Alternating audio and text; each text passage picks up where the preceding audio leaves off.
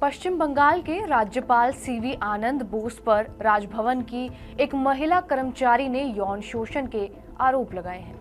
महिला ने इस संबंध में पुलिस में अपनी शिकायत दी है। बताया जा रहा है कि ये महिला राजभवन में कॉन्ट्रैक्ट पर काम करती है। महिला ने कोलकाता के हेयर स्ट्रीट थाने में शिकायत दी है। मामला सामने आने के बाद टीएमसी के नेताओं ने राज्यपाल के खिलाफ सोशल मीडिया पोस्ट की झड़ी लगा दी है। राजभवन की तरफ से जारी बयान में ये कहा गया है कि चुनावी फायदों के लिए राजनीतिक दल के एजेंट्स ने उन पर घिनौने आरोप लगाए हैं। टीएमसी के नेता मंत्रियों ने सोशल मीडिया पोस्ट और बयानों से नाराज राज्यपाल ने पश्चिम बंगाल सरकार के मंत्रियों तक को बॉयकॉट कर दिया है। उन्होंने मंत्रियों के राजभवन में प्रवेश पर रोक लगा दी है। उन्होंने कोलकाता ही नहीं बल्कि दार्जिलिंग और बैरकपुर में भी राजभवन में मंत्रियों के जाने पर रोक लगा दी है। उन्होंने कहा, जिस कार्यक्रम में मंत्री शामिल होंगे उनमें राज्यपाल नहीं जाएंगे। राजभवन ने ये बयान में कहा है कि इस मामले में जांच करने में अगर पुलिस भी आती है तो उन पर भी प्रतिबंध लगाया जाता है। संविधान की धारा 361 के तहत राज्यपाल पर किसी भी तरह की एफआईआर नहीं हो सकती है। आपको बता दें कि पश्चिम बंगाल सरकार और राज्यपाल के बीच लंबे समय से तनातनी रही है। ममता सरकार राज्यपाल पर काम में अड़ंगा लगाने का आरोप लगा चुकी है और गवर्नर सीवी आनंद बोस ने बीते साल राज्य सरकार पर उनकी जासूसी करवाने तक का भी गंभीर आरोप लगा दिया था।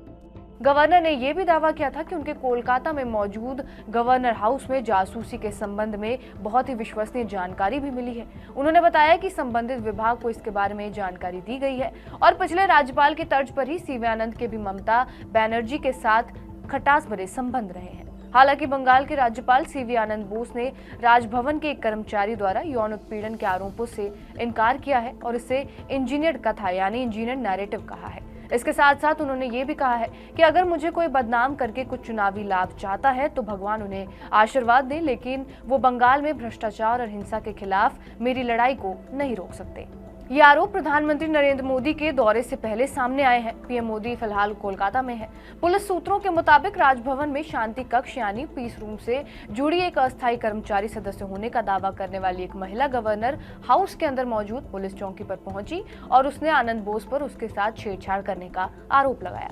बंगाल में गवर्नर राज्य सरकार के बीच टसल चलती ही रही है और ऐसे में गवर्नर पर यह आरोप लगाकर सत्तारूढ़ तृणमूल कांग्रेस के लिए चर्चा का केंद्र बन गई है, क्योंकि तृणमूल कांग्रेस के नेता शेख शाहजहां के खिलाफ यौन उत्पीड़न के आरोपों को लेकर पार्टी को लगातार घेरा जा रहा है। राज्यपाल संदेश खाली की महिलाओं से बात करने वाले पहले लोगों में से थे और उन्होंने राज्य सरकार के बारे में भी उस समय कठोर टिप्पणी की थी। आपको संदेश खाली मामले के बारे में भी थोड़ा बता देते हैं। दरअसल पश्चिम बंगाल में परगना जिले में एक गाँव है जिसका नाम संदेश खाली है। यहाँ तृणमूल कांग्रेस के लोकल नेता शेख शाहजहां और उसके समर्थकों पर यौन उत्पीड़न और जमीन हड़पने का आरोप लगाया था, जिसके बाद ये पूरा मामला देश भर में गरमाया हुआ था, जिसमें ये कहा जा रहा था कि घर घर जाकर लड़कियों और महिलाओं की खोज की जाती थी और फिर उन्हें उठाकर पार्टी कार्यालय ले जाया जाता था। इसके बाद उनका यौन शोषण किया जाता था। आरोप लगाने वालों का कहना था कि इस इलाके में शेख शाहजहां का इतना खौफ था कि कोई आवाज नहीं उठाता था और ऐसे में अब बंगाल के गवर्नर पर भी ऐसे आरोप लगाए गए हैं।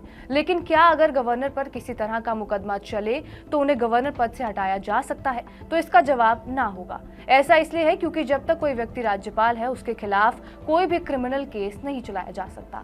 सिर्फ और सिर्फ राष्ट्रपति ही गवर्नर को हटा सकता है।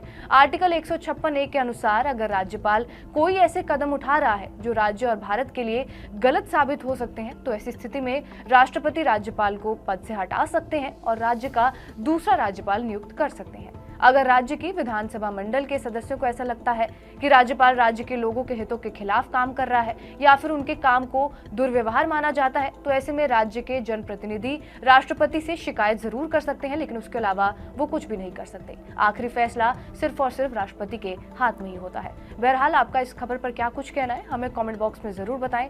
बाकी देश और दुनिया की तमाम बड़ी खबरों के लिए बने रहे हमारे साथ टीवी नेट डिजिटल पर।